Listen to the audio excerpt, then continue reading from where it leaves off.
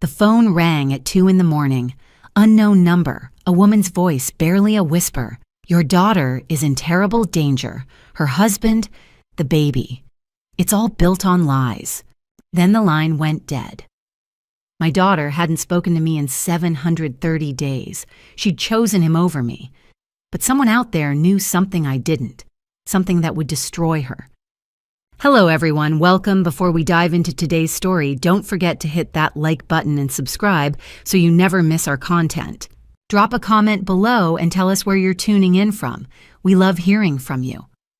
Quick note, this story contains fictionalized elements for entertainment and educational purposes. Any similarity to real people or places is purely coincidental, but the lesson, that's absolutely real. Now let's begin. The phone shattered the silence at Thornhill like a gunshot. 2 in the morning and my heart slammed against my ribs with each insistent ring. I'd been awake anyway. Sleep had become a stranger over the past 2 years, ever since Hannah stopped answering my calls. Ever since my daughter decided I was the problem in her life. The house felt too big now, too quiet, filled with nothing but memories and ghosts of Sunday laughter that would never come again. I reached for the phone, squinting at the screen. Unknown number. My instinct was to ignore it.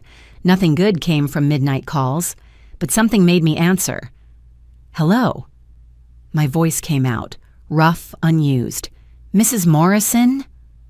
A woman's voice, young, trembling. Elizabeth Morrison. Yes. Who is this? I shouldn't be calling. I could lose everything. A pause heavy with fear. But I can't stay silent. It's about Ryan Caldwell, your daughter's husband. The name hit me like ice water. Ryan, the man with the perfect smile that never reached his eyes. The man who'd walked into our lives 4 years ago and convinced my brilliant daughter that I was the enemy. What about him? I sat up suddenly, wide awake. Your daughter is in danger, Mrs. Morrison. Her husband isn't who she thinks he is. My hand tightened on the phone. What kind of danger? I can't explain over the phone, it's too complicated. She broke off and I heard something in the background, a door closing footsteps. I have to go, but please, you need to know, before it's too late. Well, wait, who are you? Or someone who made a terrible mistake. Someone who can't live with what she helped him do. Helped him do what silence stretched between us. Then barely a whisper. Everything. The baby. The plan. All of it was built on lies. I don't understand. What plan? My voice rose. My daughter hasn't spoken to me in 2 years. How am I supposed to help her if you won't tell me? The line went dead. I stared at the phone, hands shaking, adrenaline coursing through veins that hadn't felt this alive in months. I tried calling back. The number wouldn't connect. Whoever that woman was, she'd disappeared. But her words echoed in the darkness. The baby, the plan, built on lies. Hannah was 9 months pregnant, due any week. I knew this only because friends in Richmond whispered updates to me like contraband, knowing how much it hurt to be shut out of my daughter's life. I knew she was having a girl. I knew she and Ryan had done IVF after struggling to conceive. I knew these fragments collected like scattered puzzle pieces I couldn't fit together. And I had known from the moment I met him at that charity gala 4 years ago that something was fundamentally wrong with Ryan Caldwell. I'd said so. Once, twice, a dozen times. Every warning drove Hannah further away until finally she looked at me with disappointment and said, I don't want to see you anymore, Mom. That was 2 years ago. 730 days of silence.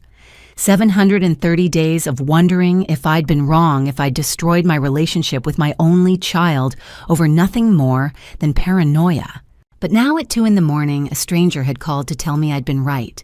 I sat in the darkness of my bedroom, the same bedroom where my grandmother Evelyn had slept for 40 years, where generations of Morrison women had made difficult decisions about protecting their families, and I knew what I had to do.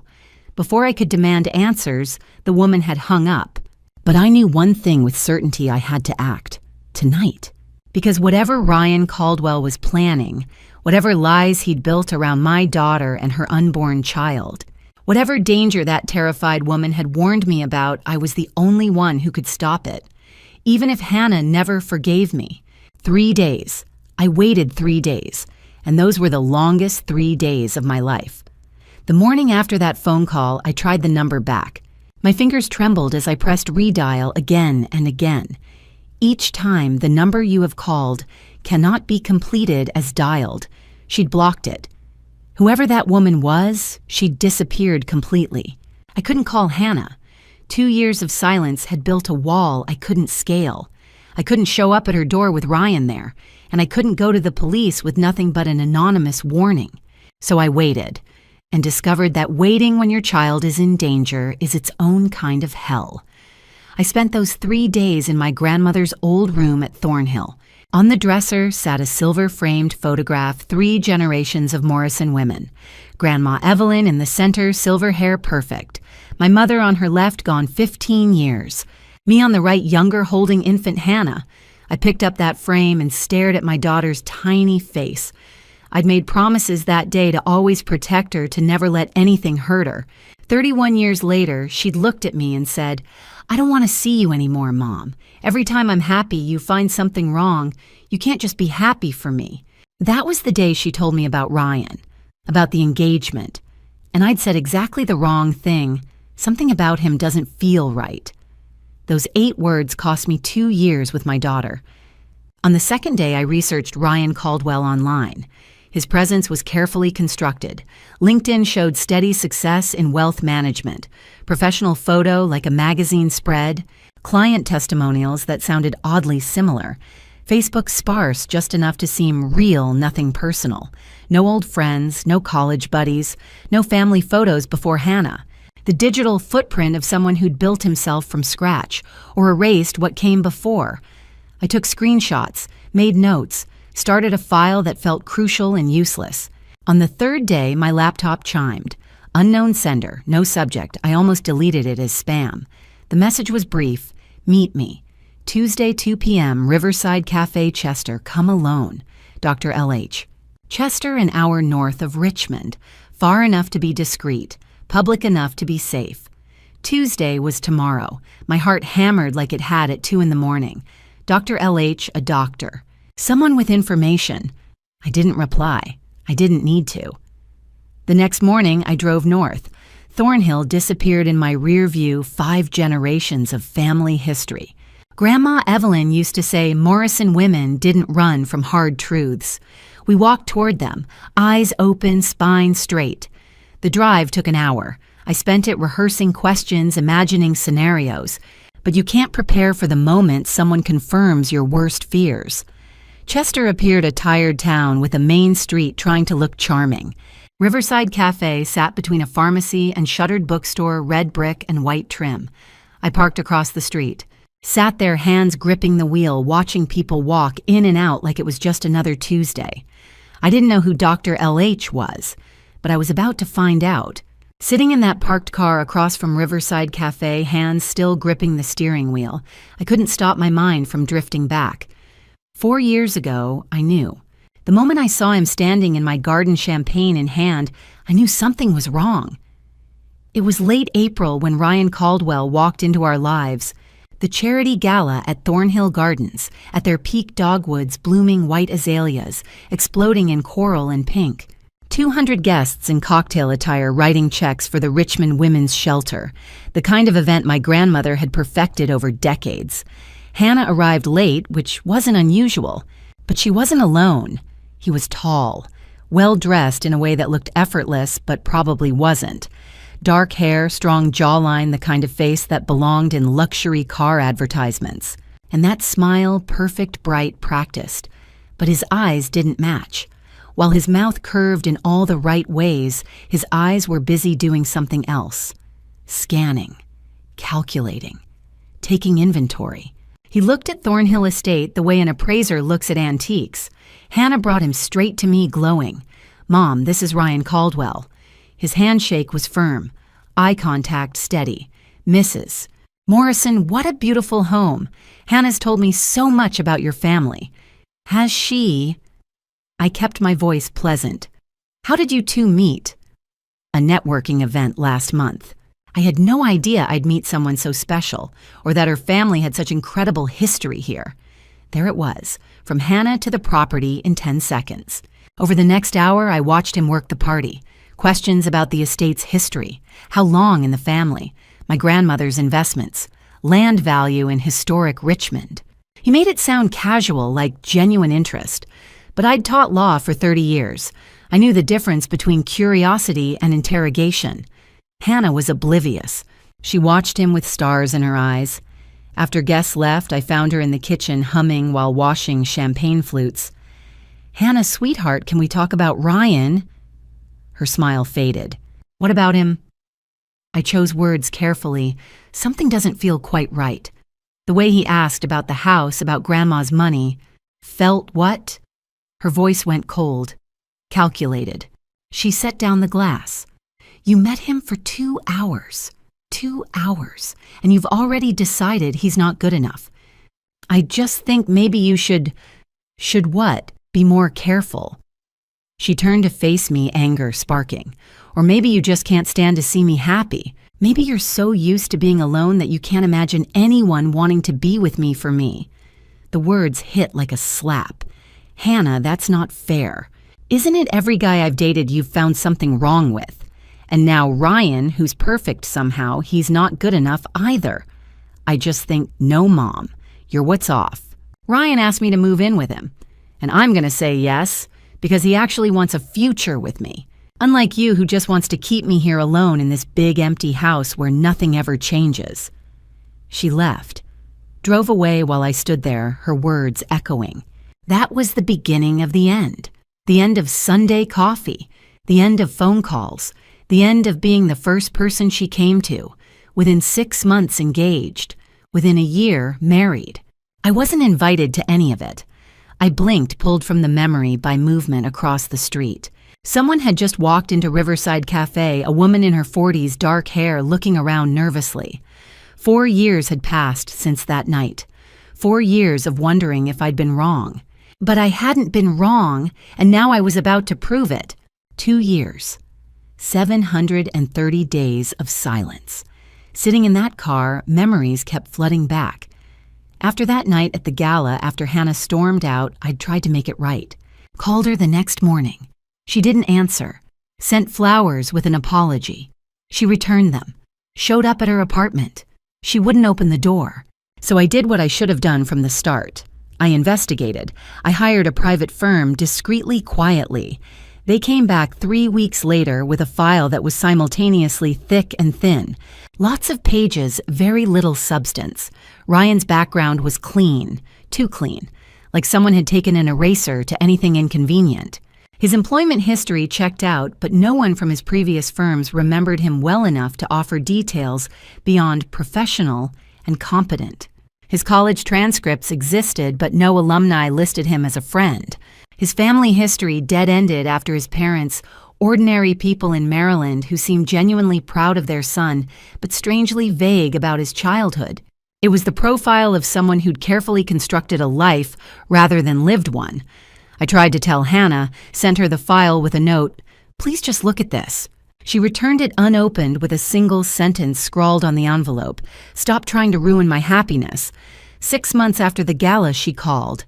For a moment, I thought she'd finally listened, but she was calling to tell me she was engaged and that I wasn't invited to the wedding. "You've made it clear you don't approve," she said, her voice cold and formal like we were strangers. "I'm not going to let your negativity poison the best day of my life." I begged. Actually begged. "Hannah, please. I'm your mother. Whatever issues we have, this is..." "Goodbye, Mom." She hung up. And 3 months later, she married Ryan Caldwell in a ceremony I learned about through the Richmond Society pages. I drove to the venue anyway, stood outside the gates like some kind of ghost, watched guests arrive in their formal wear, heard music drifting from inside. And then I saw her, my daughter, my baby, walking down an aisle I couldn't see toward a man I didn't trust, building a life I wasn't part of. I didn't stay. Couldn't. The pain was too sharp, too immediate. After that, silence. Complete, absolute silence. I sent birthday cards. They went unanswered. I called on Christmas Eve, a tradition we'd kept for 31 years. She didn't pick up. I tried Easter, Thanksgiving, random Tuesdays when I just needed to hear her voice. Nothing. Her room at Thornhill stayed exactly as she'd left it. Same quilt on the bed, same books on the shelves, same photographs on the dresser, pictures of us when she was small, when we were still a team, when I was still her hero instead of her enemy. I kept it like a shrine, or maybe a hope, that one day she'd come back, that one day she'd need her mother again. Friends told me to move on, to accept that adult children make their own choices, even wrong ones, to find peace in letting go, but I couldn't. Because every instinct I had, every lesson learned from 30 years practicing law, every warning sign I'd been trained to spot, told me Ryan Caldwell was dangerous, and my daughter was in his crosshairs. So I waited, and hoped, and kept her room ready. 730 days, each one longer than the last. A sharp knock on my car window jolted me back to the present. A concerned older man peered in. "You all right, ma'am?" I nodded, embarrassed. "Yes, thank you. Just gathering my thoughts." He walked away. I looked at my reflection in the rearview mirror. When had I gotten so old? When had the worry lines around my eyes gotten so deep I took a breath? Opened the car door, stepped onto the Chester sidewalk. Riverside Cafe sat across the street, warm light glowing through its windows. And through those windows, I could see her. A woman in her 40s, dark hair, pulled back, sitting alone at a corner table, hands wrapped around a coffee cup like she was trying to draw warmth from it. She was looking toward the door, waiting. 2 years of silence. 2 years of wondering if I'd ruined everything for nothing. But as I crossed that street, as I reached for the cafe door, I knew I hadn't been wrong. And the woman inside was about to tell me why. I walked inside Riverside Cafe and she stood up immediately. Mid-40s, dark blazer over a simple blouse. Her hands were shaking. "Mrs. Morrison." I nodded. "Dr. Lisa Harper." She extended her hand. "Thank you for meeting me." We sat. The cafe was nearly empty, just an older man reading the paper near the window, and a young mother with a toddler in the corner. Lisa looked over her shoulder twice before she spoke. "I'm an OB/GYN at Richmond Women's Hospital," she said quietly. "Your daughter was scheduled to see me 3 weeks ago for a routine checkup, but when I saw her file, I recognized her last name and her husband's." I leaned forward. "You called me at 2 in the morning. I'm sorry, I didn't know what else to do." Her voice cracked. "I have a younger sister, Amy Harper. She's a nurse at Richmond Fertility Specialists. That's where your daughter went for IVF." The air left my lungs. "Amy came to me 2 months ago," Lisa continued. "She was a mess. Crying, couldn't sleep. She told me she'd done something terrible, something she couldn't take back. What did she do?" Lisa pulled a folder from her bag and slid it across the table. Inside were medical documents, consent forms, lab reports. My eyes scanned the pages, but the words blurred together. "Your daughter and Ryan went through 2 rounds of IVF," Lisa said. "The first round failed. The second round used a donor, a 28-year-old graduate student named Daniel Wright. Ryan told your daughter he'd chosen Daniel because of his medical history, his education, his background. But that wasn't the whole truth." I looked up. "What are you saying?" "Ryan paid my sister $42,000 to switch the donor sample." Lisa's hands were trembling. Amy was drowning in student debt. She was desperate. Ryan found out, and he used it. He told her it was just a small change that no one would ever know. But it wasn't just about the donor, Mrs. Morrison. It was about the plan. "What plan?" Lisa leaned in, her voice barely above a whisper. "Your daughter has a prenuptial agreement.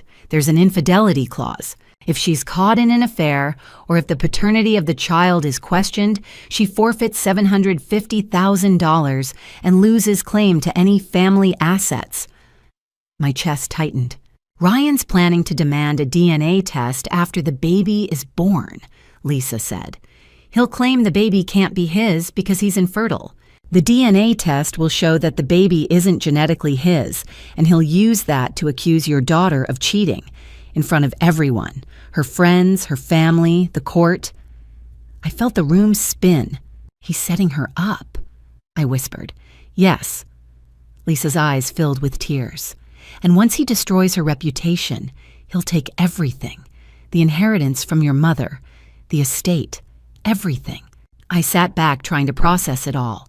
Ryan had spent 4 years building this, 4 years manipulating my daughter, 4 years waiting for the perfect moment to strike. Why are you telling me this? I asked. Why not go to the police? Because Amy's terrified, Lisa said. If she comes forward, she'll lose her nursing license. She could face criminal charges. And Ryan made it very clear that if she ever talked, he'd make sure she went down alone. But you're talking because your daughter is 9 months pregnant, Lisa said, her voice breaking. She's going to give birth any day now, and once that baby is born, Ryan's going to destroy her. I can't let that happen. I won't. I looked down at the folder, at the documents, at the evidence of a man who had planned every move, every lie, every betrayal. What do you need from me? I asked. Lisa met my eyes. I need you to stop him. I nodded slowly, because she was right. This wasn't just about Hannah anymore. This was about justice. This was about making sure Ryan Caldwell never hurt anyone again. But as I walked out of that cafe, one thought kept circling in my mind. If Ryan had gone this far, what else was he capable of? I thought I understood evil after 30 years teaching law. I'd seen fraud cases, custody battles, men who'd lied under oath. But this was something else entirely.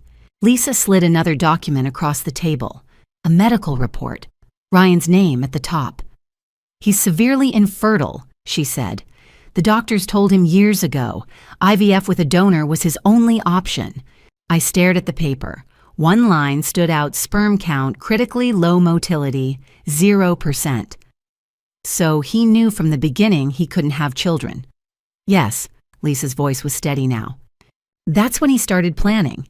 He researched your daughter's family, the inheritance, Thornhill estate. Then he proposed with a prenuptial agreement. I remembered Hannah calling so excited. Mom, Ryan wants to protect both of us. I'd told her to have a lawyer review it. She'd said Ryan's lawyer already handled everything. The prenup has an infidelity clause, Lisa continued. If Hannah is proven to have had an affair or if paternity is questioned, she forfeits $750,000, plus all claim to Morrison family assets. My hands shook. He designed the prenup for this. Exactly. Lisa opened another folder, bank statements, wire transfers. Ryan paid my sister $42,000 over 6 months. Amy was drowning in student loans. She'd just bought a house. Ryan knew it. I looked at the numbers. $7,000, $10,000, $5,000. Small enough to avoid suspicion. Amy's job was simple, Lisa said. Switch the donor sample during Hannah's second IVF cycle. The clinic uses Daniel Wright, 28-year-old graduate student, clean medical history. Ryan paid Daniel $20,000 cash to be the official donor on paper. But the sample wasn't Daniel's. No. Lisa's jaw tightened. The sample was Ryan's. Amy switched the vials before the procedure. The paperwork says Daniel Wright, but the baby your daughter is carrying is genetically Ryan's. The walls closed in. Why? I whispered. If he wanted a child, why this? Lisa leaned forward. Because it's not about the child, it's about the money. Once the baby is born, Ryan will demand a DNA test. He'll claim doubts. The test will show the baby isn't Daniel Wright's. He'll accuse Hannah of cheating. But the baby is his. Exactly. But no one will know except Ryan and Amy. The paperwork says Daniel. The DNA says it's not Daniel.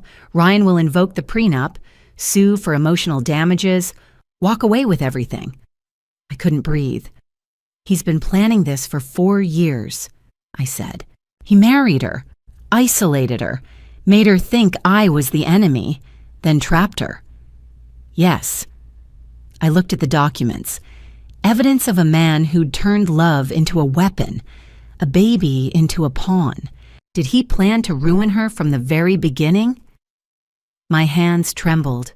Lisa's voice was quiet, certain. Yes. I closed my eyes. My daughter. My Hannah. Pregnant. Alone. 9 months along. No idea what was coming. Your daughter is in her 9th month, Lisa said. His plan is almost complete. We don't have much time. I sat in my car outside Riverside Cafe for 20 minutes after Lisa left. My hands were still shaking. My mind was racing.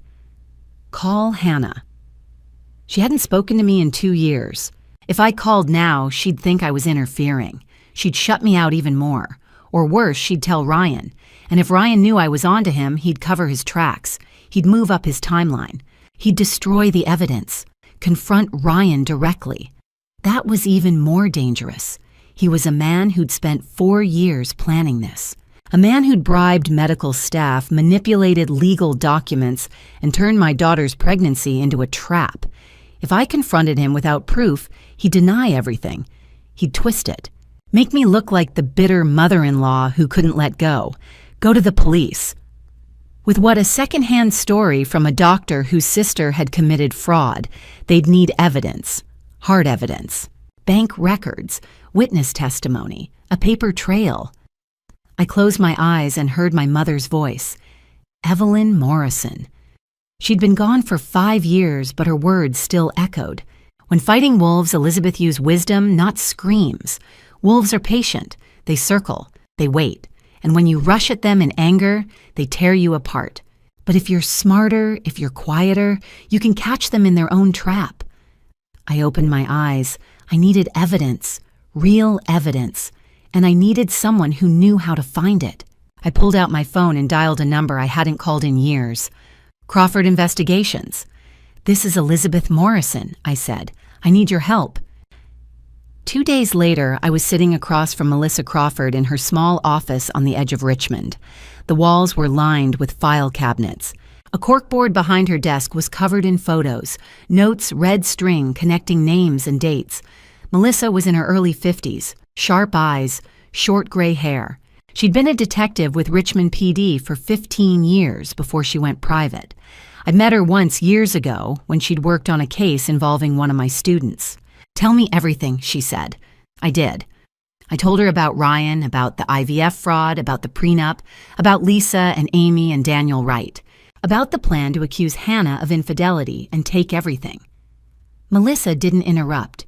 She just listened, took notes, and when I finished, she leaned back in her chair. This is personal for me, she said quietly. I looked up. I had a younger sister, Melissa continued. 10 years ago, she met a man, charming, successful. He convinced her to invest in his business, $50,000, everything she had. 6 months later, he disappeared, took the money, left her with nothing. Melissa's jaw tightened. She passed away 2 months after that. The loss destroyed her. The room was silent. I'm sorry, I whispered. Melissa shook her head. Men like Ryan Caldwell don't just hurt one person, they destroy families, and they do it with a smile. So yes, this is personal. She opened a drawer and pulled out a contract, slid it across the desk. I'll need access to everything you have. Bank records, phone records, anything Lisa gave you. I'll need permission to run background checks, interview people, follow him if necessary. I signed without hesitation. How long will this take? I asked. Melissa looked at me. Her expression was calm, professional, but there was something else there, something sharp. Give me 1 week, she said. I'll find everything. What Melissa found in that first week changed everything. 3 days after I hired Melissa, she called. I found Amy Harper, she said. She's willing to talk, but she's scared. She wants to meet somewhere private. That's how I ended up in an empty parking lot behind a closed shopping center on the outskirts of Richmond. It was late afternoon. The sun was low. The only sound was the hum of traffic from the highway half a mile away. A silver Honda pulled in. The door opened, and out stepped a young woman who looked like she hadn't slept in weeks. Amy Harper was 27 years old, thin, dark circles under her eyes. Her hands were shaking as she walked toward me. Mrs. Morrison? Her voice was barely above a whisper. Yes. We didn't shake hands. We just stood there, two strangers bound together by a man who'd manipulated us both. I'm so sorry, Amy said. Her eyes filled with tears. I'm so sorry. I didn't know what else to do. I was drowning. Student loans, credit card debt. I couldn't breathe. I didn't say anything. I just waited. He came to the clinic 10 months ago, she continued. Ryan Caldwell. He was charming, confident. He said his wife didn't know she carried a rare genetic disorder. He said he wanted to protect her, protect their future child. He said if the clinic used his sample instead of the donor's, no one would ever know. He made it sound like he was doing something noble. And you believed him. Amy's face crumpled. I wanted to. I needed to. He offered me $42,000, cash, in installments, $7,000 the first month, $10,000 the second, $5,000 the third, enough to pay off my credit cards, enough to make a dent in my loans, enough to stop the collection calls. She wiped her eyes. I knew it was wrong, but I told myself it wasn't hurting anyone. It was just switching one sample for another. The baby would still be healthy. The mother would still be happy, and I'd finally be able to sleep at night without worrying about losing my apartment. But it wasn't just about the baby, I said quietly. No. Amy's voice broke. I didn't know that until 2 months ago. I saw the prenuptial agreement. Ryan left a copy of it in the consultation room. I read it. The infidelity clause, the penalties. And I realized what he was doing. He wasn't protecting his wife. He was setting her up. She looked at me, her eyes red and swollen. I wanted to go to the police, but I was terrified. If I confessed, I'd lose my nursing license. I'd face criminal charges. And Ryan made it very clear if I ever talked, he'd make sure I went down alone. But you're talking now. Amy nodded. Because I can't live with this anymore. I can't sleep. I can't eat. Every time I close my eyes, I see that woman's face, your daughter's face, and I know what's going to happen when that baby is born. She reached into her bag and pulled out a manila envelope, handed it to me. I kept copies, she said. Bank statements, wire transfer receipts, text messages from Ryan, instructions he gave me, everything. I opened the envelope. Inside were dozens of documents. Proof, real tangible proof. Why did you keep these? I asked. Because I knew, Amy whispered. I knew that one day this would all come crashing down, and I wanted to make sure I had evidence that I wasn't the only one responsible. She took a shaky breath. There's something else you need to know, she said. I wasn't the only person at the clinic Ryan paid off. I looked up sharply. There was someone else, Amy continued. An embryologist, Dr. Kevin Lawson. He's the one who actually performed the sample switch. Ryan paid him too. I don't know how much, but Kevin was involved from the beginning. My blood ran cold. 2 people at the clinic. Not 1. 2. Ryan's plan was far more elaborate than I'd imagined, I said quietly. Amy nodded. He didn't leave anything to chance. 1 week after I hired Melissa Crawford, she showed up at Thornhill Estate with a file folder 3 inches thick. We sat in my mother's study, the same room where Evelyn had kept her legal documents, her estate papers, her entire life organized in neat rows of filing cabinets. Now those cabinets held something else, evidence of the man who'd tried to destroy her legacy. Melissa placed the folder on the desk and looked at me. Mrs. Morrison, she said quietly, you need to prepare yourself. What I found goes far beyond the IVF fraud. I nodded. Tell me everything. She opened the folder. The first page was a bank statement, highlighted transactions, dates, amounts. Ryan Caldwell has gambling debts totaling $195,000, Melissa said. Online platforms, private creditors, some of them very dangerous people. My stomach dropped. He's been gambling for at least 3 years, she continued. Sports betting, poker, high-stakes online games. He's lost consistently, and the debts have been piling up.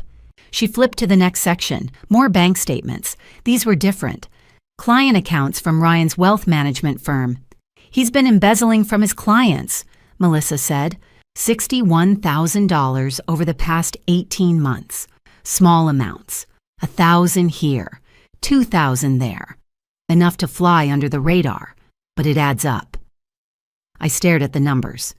Names I didn't recognize. People who'd trusted Ryan with their life savings. People he'd stolen from without a second thought. There's more, Melissa said. She pulled out a stack of photographs, hotel receipts, credit card statements. He's been having an affair for the past 8 months, she said, with his assistant, a woman named Amber, 26 years old. They've been meeting at hotels twice a week, always the same place, the Riverside Inn on Patterson Avenue. I looked at the photos, Ryan and a young blonde woman walking into a hotel, holding hands, laughing, while my daughter was home pregnant alone. Does Hannah know? I asked. No. Melissa's voice was firm. He's been very careful. He uses cash for the hotel rooms, deletes his text messages, but I was able to pull phone records. The pattern is clear. I felt the anger rising in my chest, but Melissa wasn't finished. I did a background check on Ryan, she said. He's not from Richmond. He grew up in Boston. And 5 years ago, before he moved here, he was involved in a very similar scheme. She slid another document across the desk, a police report, filed but never prosecuted. Her name is Olivia Westbrook, Melissa said. She was 32 years old, single, wealthy family. Ryan met her at a charity event. They dated for a year. He convinced her to invest $80,000 in a business venture. 6 months later, he disappeared, took the money, left her with nothing. Why didn't she press charges? She was too ashamed, Melissa said. She thought people would blame her for being naive, so she let it go, and Ryan moved on to his next target. I closed my eyes. My daughter, my Hannah, she was just another mark in a long line of victims. Is there anything else? I asked. Melissa hesitated. Then she reached into the folder and pulled out the last document, a bank statement from an offshore account. This is the scariest part, she said. I looked at the paper. Cayman Islands, an account in a name I didn't recognize, but the balance was clear, $400,000. That's Ryan's escape fund, Melissa said. He's been moving money offshore for the past 2 years, small transfers, untraceable, building up a reserve. She pulled out another document, a photocopy of a passport. The name on the passport was different, Michael Sterling, but the photo was unmistakable. Ryan Caldwell. He has a fake passport, I whispered. Melissa nodded. And a one-way ticket to Brazil, scheduled for 4 weeks after your daughter's due date. The room spun. Ryan wasn't just planning to destroy Hannah's reputation. He wasn't just planning to take her money. He was planning to disappear. Melissa pulled out another document, an airline confirmation. My eyes scanned the page, and my breath caught. Passenger name, Robert Mitchell's destination, São Paulo, Brazil, departure June 30th, type one-way, 4 weeks after Hannah's due date. I whispered. Melissa nodded. He's planned this down to the day. Hannah's due in early June. Ryan will wait for the baby to be born, demand the DNA test, invoke the prenup, take everything. Then 4 weeks later, he disappears. I stared at the confirmation. One way, no return, no plan to ever come back. He's not just ruining her, I said. He's abandoning her with nothing while he lives off $400,000. Exactly, and we need help. Melissa pulled out her phone. This is international financial crime now. Fake passports, offshore accounts. We're out of our depth. She dialed. Put it on speaker. Brooks. A man answered. It's Melissa Crawford. I need your help. Urgent. A pause. What do you have? Subject with Cayman Islands accounts. Embezzlement. Fake passport. One-way ticket to Brazil. And a pregnant woman about to lose everything. Send me the details. I'll call back in 30. 25 minutes later, Brooks called back. I pulled Ryan Caldwell's file, he said. We've had our eye on him for 6 months, suspected embezzlement, but we didn't have enough to move. If you have proof, we can escalate immediately. Melissa glanced at me. I nodded. We have bank statements, wire transfers, offshore accounts, fake passport under Robert Mitchell's, one-way ticket to Brazil June 30th. Send everything to my secure email, now. Melissa opened her laptop and started uploading. My heart pounded as the progress bar moved forward. Agent Brooks, I said, leaning toward the phone. My daughter is 9 months pregnant. She has no idea. If Ryan realizes we're onto him, he'll destroy evidence, move up his timeline, disappear before the baby's even born. Silence. Then Brooks spoke, measured. Mrs. Morrison, I understand. But if Ryan Caldwell gets on that plane, we'll never see him again. Brazil has no extradition treaty for financial crimes. Once he's there, he's gone. So what do? We move fast, but carefully. We build an airtight case, coordinate with the bank the clinic witnesses. When we arrest him, there's no way out. How long? 2 weeks, maybe less. I closed my eyes. 2 weeks. Hannah's due date was in 2 weeks. We don't have much time, I said. I know, but if we rush, we lose, and Ryan walks free. Melissa leaned forward. What's our first move? Get me everything. Bank records, medical documents, testimony from Amy Harper and Dr. Lawson, proof of offshore accounts and fake passport. I'll get warrants. Freeze his assets. And when the time's right, we bring him in. And my daughter... Brooks hesitated. We'll do everything we can to protect her. But be prepared, Mrs. Morrison. When this goes public, it's going to be ugly. I know. Good. Stay close to your phone. The line went dead. Melissa closed her laptop. We're going to stop him. Before I could respond, her phone rang. She glanced at the screen. Her expression changed. My contact at the bank. She answered, Crawford. She listened. Her face went pale. A pause. Are you sure? She hung up and looked at me. Her voice was tight. Ryan just liquidated $50,000 from a client account 30 minutes ago. My blood ran cold. He's starting to move. He came to Thornhill 3 days later. I was in the kitchen when I heard the doorbell. My heart stopped. I looked out the window and saw his car in the driveway. A black Audi. Spotless. Perfect. Just like him. I opened the door. Ryan Caldwell stood on my porch holding a bouquet of white lilies. He was tall, 6'2" maybe, impeccably dressed in a charcoal suit. His hair was perfectly styled. His smile was warm, practiced. And his eyes, those cold, calculating eyes I'd seen 4 years ago, were fixed on mine. Mrs. Morrison, he said smoothly, I hope I'm not intruding. I forced a smile. Ryan, what a surprise. I know we haven't always seen eye to eye, he said, holding out the flowers. But with the baby coming soon, I thought it was time we put the past behind us, for Hannah's sake. I took the flowers. My hands didn't shake. I'd practiced this moment in my head 100 times. That's very kind of you, I said. Please, come in. He stepped inside.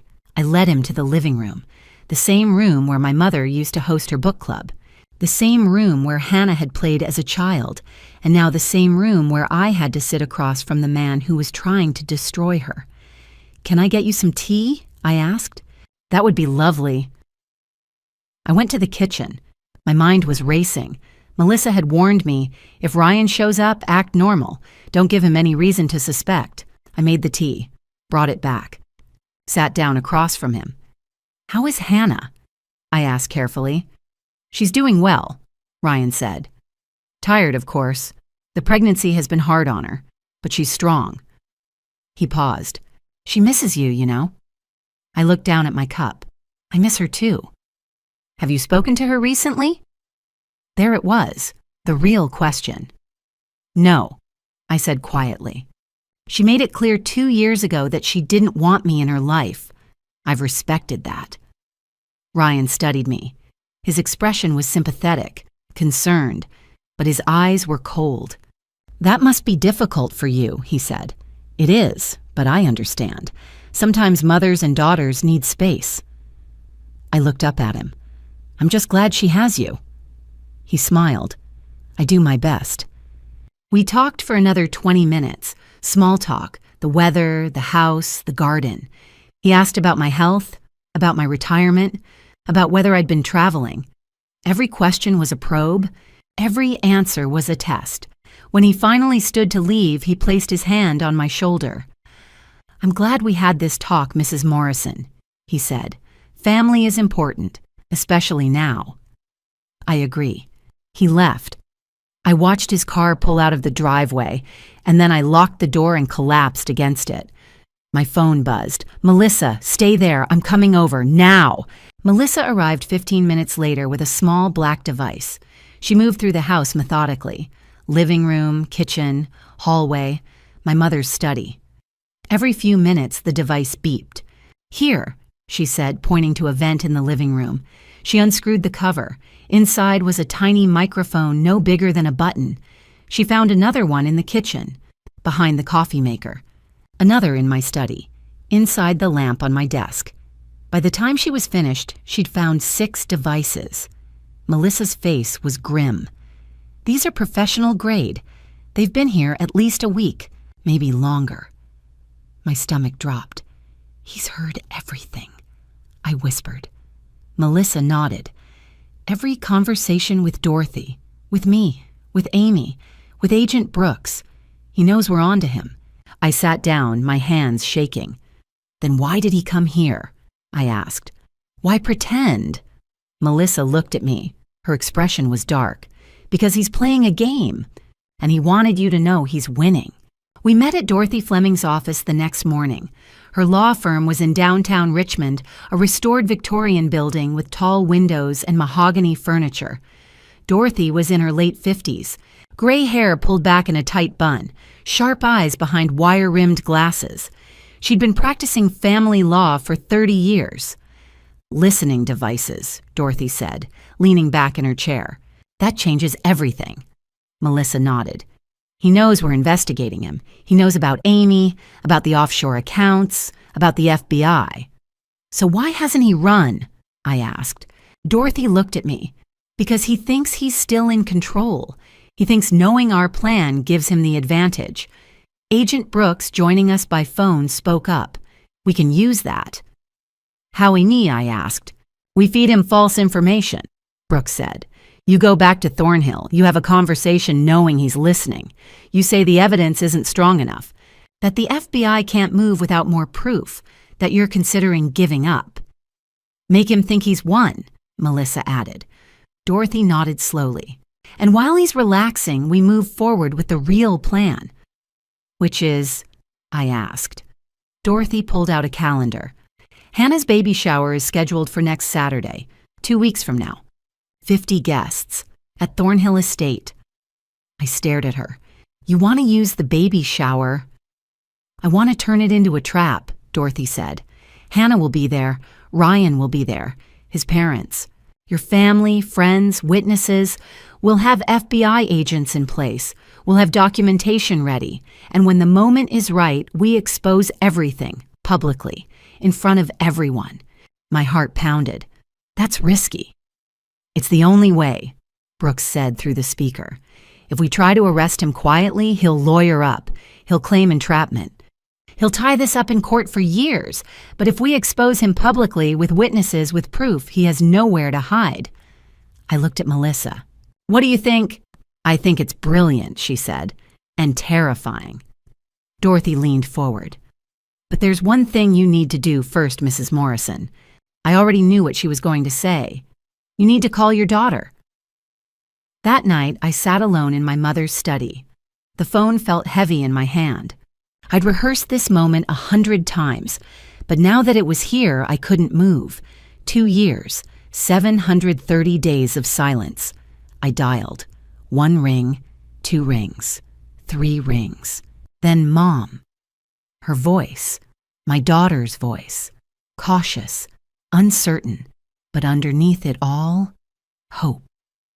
"Hannah?" I whispered. There was a long pause. "I didn't think you'd ever call." She said quietly, "I know, I'm sorry, I shouldn't have waited so long. No, Her voice broke. "I shouldn't have shut you out." I closed my eyes. Tears were already falling. "Sweetheart, I need to talk to you," I said carefully. "Please don't hang up." Another pause, longer this time. About what? I couldn't tell her. Not yet. Not over the phone. Not when Ryan might be listening. "About us," I said. "About the baby. About everything. Can we meet, just the two of us?" Silence. Then so quietly, I almost didn't hear it. "I miss you, Mom." And I started to cry. We met at a small cafe near the river 2 days later. I arrived early, sat by the window, watched the water, and then I saw her, Hannah, my daughter, 9 months pregnant, her belly round and full. She wore a loose blue dress and moved carefully, one hand on her lower back. Her hair was longer than I remembered. Her face was fuller. But her eyes, those were the same eyes I'd looked into the day she was born. She saw me, stopped, and for a moment we just stared at each other. Then she walked toward me, slowly, and when she reached the table, she sat down across from me and started to cry. "I'm so sorry, Mom," she whispered. "I'm so sorry." I reached across the table and took her hand. "You don't have to apologize." "Yes, I do." Her voice broke. "I said terrible things. I shut you out for 2 years, and you were right. You were right about everything." I squeezed her hand. "We don't have to talk about that now." "But I need to," Hannah said. She wiped her eyes. "You tried to warn me, and I didn't listen. I thought you were jealous. I thought you couldn't stand to see me happy, but you were just trying to protect me." I wanted to tell her everything. I wanted to tell her about Ryan, about the IVF fraud, about the offshore accounts and the fake passport and the plan to destroy her, but I couldn't. Not yet. Not here. "You're my daughter," I said quietly. "I'll always protect you." We talked for an hour about the baby, about the pregnancy, about how tired she was, how scared, how excited. And then I said it. "I'd like to host your baby shower," I said carefully, "at Thornhill. It's what your grandmother would have wanted." Hannah looked up. "Mom, you don't have to." "I want to," I said. "Evelyn loved you so much. She always said that when you had children, they'd be raised knowing their roots, knowing the Morrison legacy. A baby shower at Thornhill feels right." Hannah's eyes filled with tears again. "Ryan wanted to keep it small, just a few people. He said big gatherings are stressful." "I understand," I said, "but this is your first child. It should be celebrated. And Thornhill has the space. The garden. We can invite your friends, your family, make it a real celebration." Hannah hesitated. Then she nodded. "Okay, I'd like that." The next 5 days were a blur.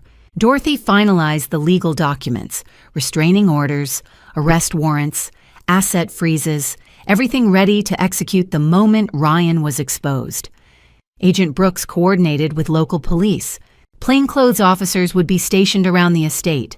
FBI agents would be inside posing as guests. Melissa confirmed the witnesses: Amy Harper, Dr. Lawson, Daniel Wright, Olivia Westbrook, all willing to testify, all ready to stand in front of 50 people and tell the truth. I sent out invitations, ordered flowers, arranged catering, made everything look perfect. Because it had to be perfect. The night before the shower, I walked through the garden at Thornhill. The roses were blooming. The oak trees were heavy with summer leaves. This was the same garden where Hannah had played as a child, where my mother had hosted her charity events, where 3 generations of Morrison women had built their lives. Tomorrow, it would all come to an end. Either Ryan would be exposed, arrested, and stopped, or he would somehow escape, and my daughter would lose everything. I stood in the center of the garden and looked up at the house. The lights were on in every window. Tomorrow those windows would be filled with guests, with witnesses, with people who would see the truth. Tomorrow everything ends, one way or another. The morning of the baby shower, Thornhill Estate looked like something out of a magazine. White tents covered the lawn, tables draped in pale blue linen, fresh flowers everywhere, roses, peonies, hydrangeas. a 3-tiered cake decorated with tiny silver booties. String lights hung from the oak trees. I stood on the porch and watched the staff move through the space. They looked like caterers, servers, but 3 of them were FBI agents. Agent Brooks was near the dessert table wearing a black vest. He caught my eye and gave a small nod. Everything was ready. By 2 o'clock, guests started arriving. Hannah's friends, colleagues, neighbors, distant cousins, women I'd known for decades, and Ryan's family. Thomas and Barbara Caldwell arrived in a silver Mercedes. Thomas was tall, gray-haired, impeccably dressed. Barbara wore pearls and a strained smile. They greeted me politely, but I saw tension in their eyes. Did they know I smiled? Thanked them. Watched them walk toward the tent. Hannah arrived at 2:30 in a flowing white dress. She looked radiant. Ryan was beside her, one hand on her lower back. He smiled at everyone, shook hands, played the devoted husband to perfection. I watched him. This man who'd spent 4 years planning my daughter's destruction, who'd bribed medical staff, embezzled money, created fake identities, and now he stood in my mother's garden pretending to be a man of honor.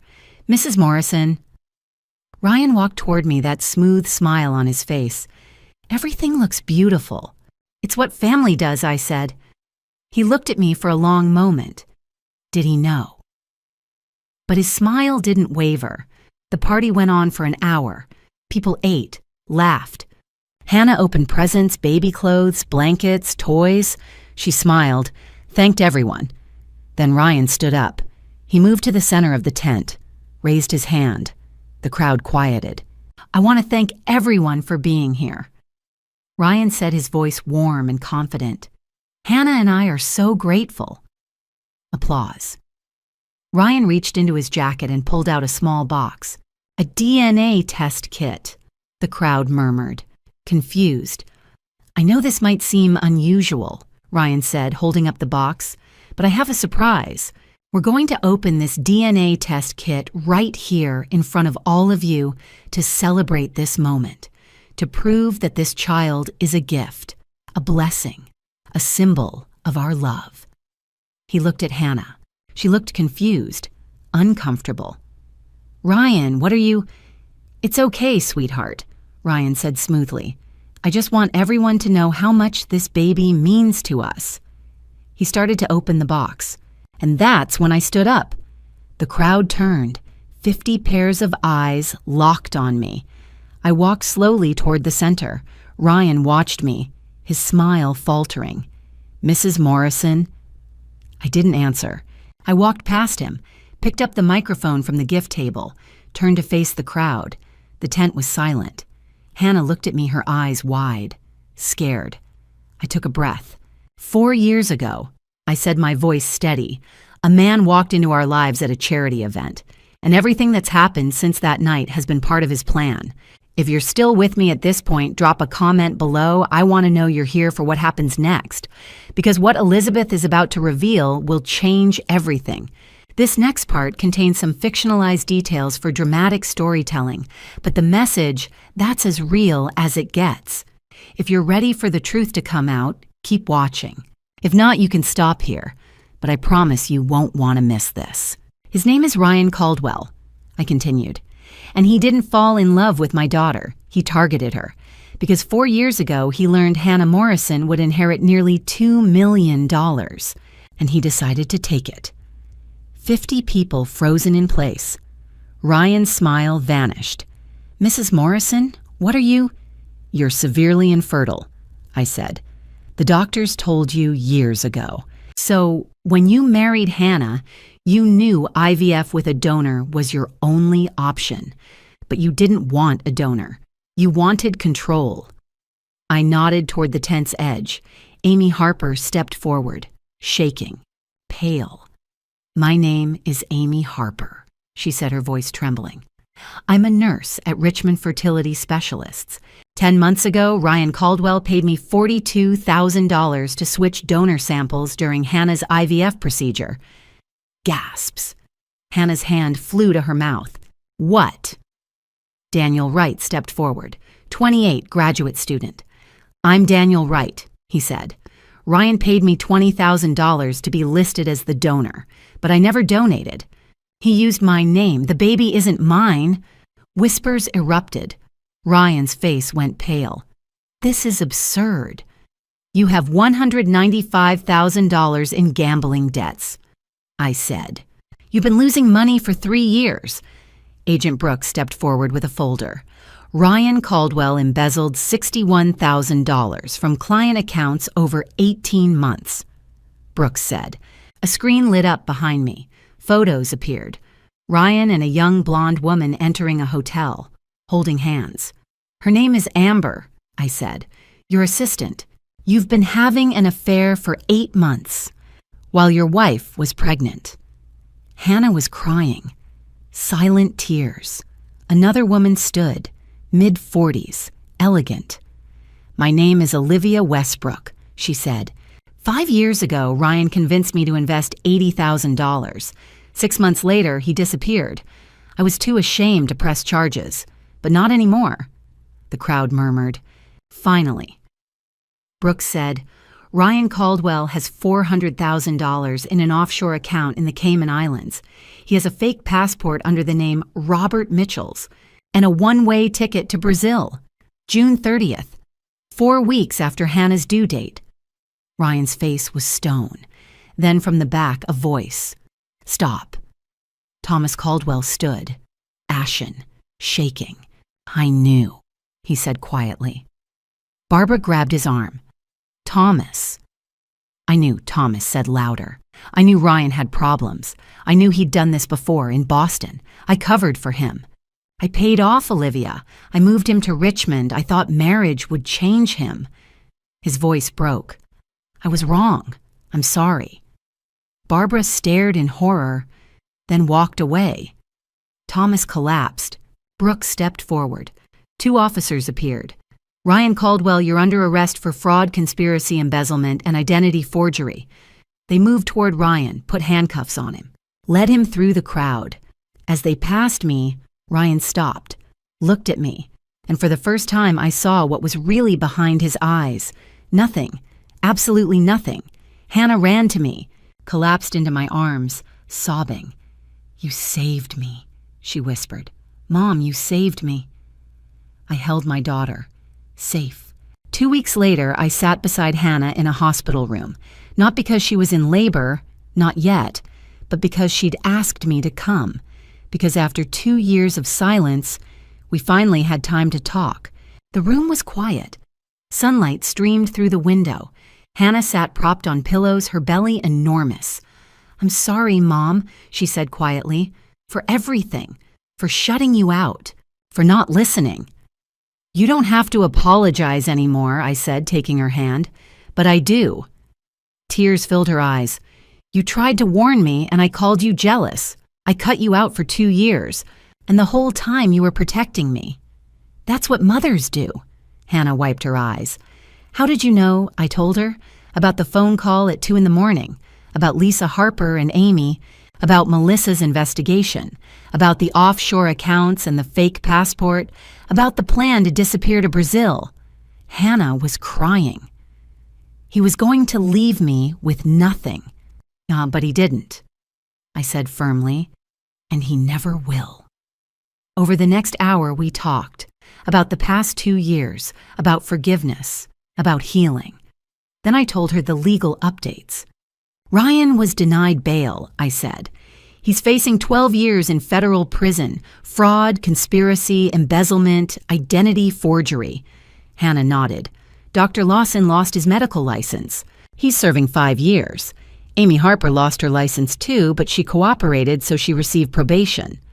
And the divorce. Dorothy finalized it last week. The prenuptial infidelity clause worked in your favor. You're entitled to $750,000 in restitution, plus full custody. Your inheritance is protected. Hannah closed her eyes. I can't believe it's real. It's real, and it's over. She looked at me. What about his parents? Barbara filed for divorce from Thomas. She moved out the day after the party. Thomas is broken. He knows what he enabled. Hannah was quiet. "Do you think Ryan ever loved me?" she asked. I looked at my daughter, told her the truth. "No," I said gently.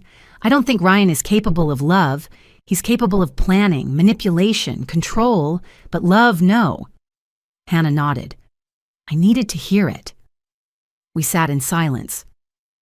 The afternoon sun slanted across the floor, then Hannah gasped. Her hand flew to her belly, eyes wide. "Mom," she said, "it's time, the baby's coming."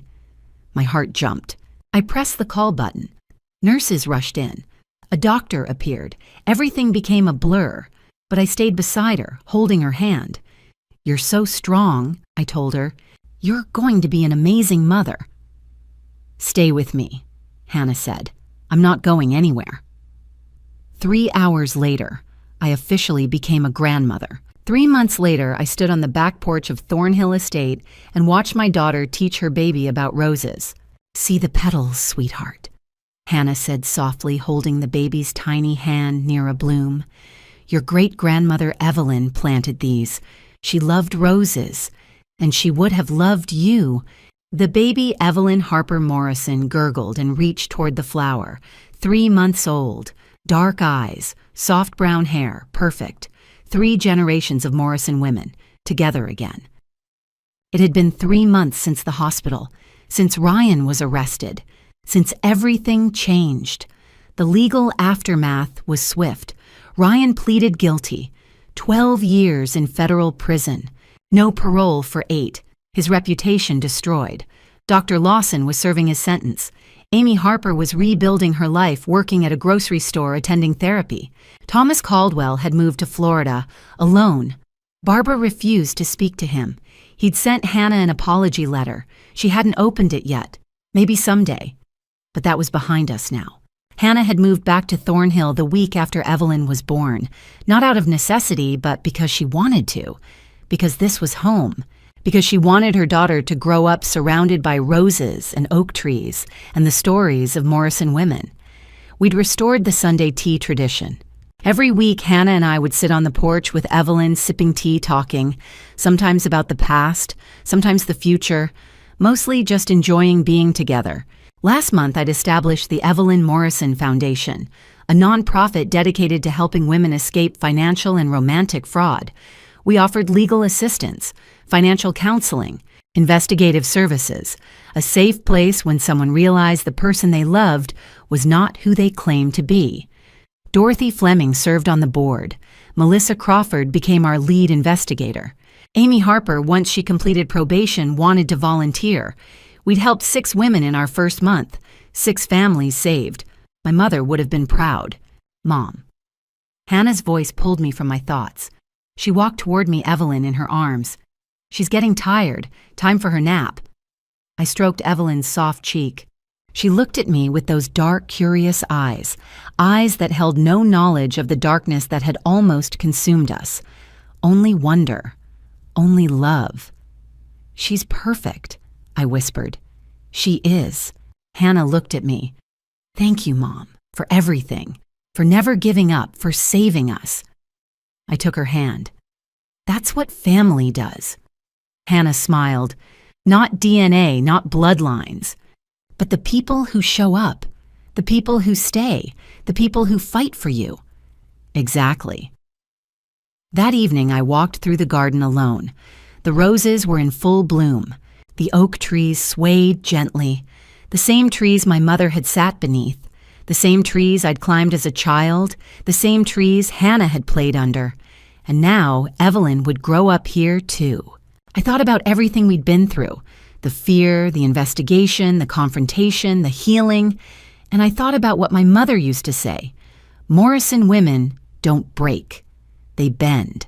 They survive. They rise from the ashes stronger than before. She was right.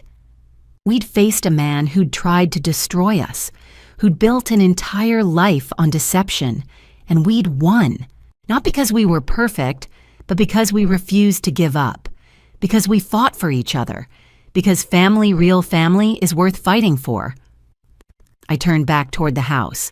Through the window, I could see Hannah holding Evelyn, rocking gently. 3 generations under one roof. Safe. together. I smiled. Peace had returned to Thornhill, and the Morrison women would endure. Looking back on everything that happened, I realize how close I came to losing my daughter forever. If I had given up after those 2 years of silence, if I had let fear stop me from investigating, if I had trusted appearances over instincts, Hannah would have lost everything. My advice to you, don't be like I almost was. Don't ignore the warning signs. Don't let pride or fear keep you from protecting the people you love. And most importantly, trust what you know in your heart to be true. God gave us instincts for a reason to protect ourselves and those we care about. The lessons I learned through this journey are simple but powerful. First, family drama stories like ours teach us that real love isn't about control. It's about showing up even when it's hard. Second, in the tradition of Grandma's stories passed down through generations, I learned that wisdom and patience can defeat even the most calculated deception. My mother Evelyn always said that Morrison women don't break, we rise. That's the power of Grandma's stories. They carry truth across time. And third, when you see someone you love in danger, you act. You don't wait for permission. You fight. God puts people in our lives to test us and to teach us. Sometimes, as in family drama stories throughout history, those tests come in the form of wolves in sheep's clothing. But God also gives us the strength to face them. He gave me Melissa, Lisa, Amy, Dorothy, and the courage to stand up at that baby shower. Through His grace, justice was served. To anyone watching who sees themselves in Hannah's story or in mine, please don't wait. Trust your instincts. Seek help. You are not alone. If you found value in this story, please subscribe, and share it with someone who needs to hear it. These grandma stories and family drama stories are meant to be passed down to warn and protect future generations. Final note. This content contains dramatized storytelling elements for educational purposes. Some details are fictionalized, but the core lessons about recognizing financial and emotional manipulation are real. If this style doesn't resonate with you, that's okay. Please seek content that better suits your needs.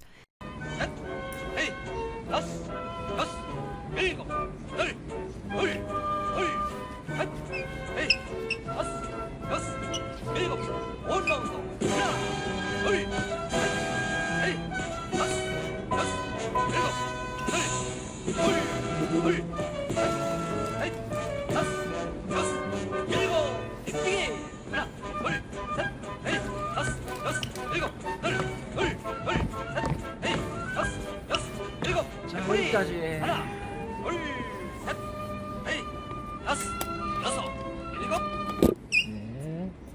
또 오늘도 상쾌하게 또 운동 시작했습니다. 예. 일단 음료수 좀 하나 먹고 뜨끈한 거 뭐라도 하나 먹읍시다. 뜨끈한 거. 네, 다들 반가워요. 어서오세요.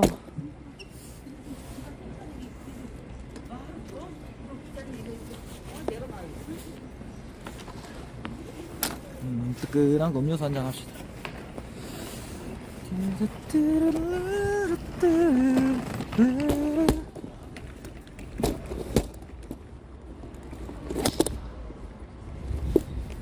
빵꾸똥꾸아따님 별풍선 10개 감사합니다. 또 10개 감사합니다. 음료 하나 마시오. 네네. 예, 꾸롱삼 하나 먹을게요. 꾸롱삼. 네, 꾸롱삼.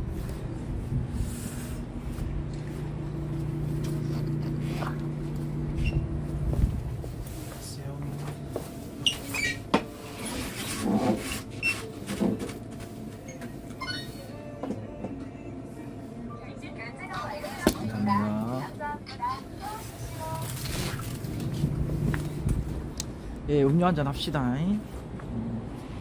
아, 이거 비 올 것 같냐, 느낌이 싸한데. 벌써부터 느낌이 싸한데. 아니겠지. 비 오면 대참사인데. 아, 춥됐다. 비 온다. 눈비 오는데, 예, 그런 것 같아요. 지금 뭔가 비 오는 것 같은데. 날 좋다고요. 어딜 봐서 날이 좋은 거죠. 아, 좋겠다. 비 온다. 아.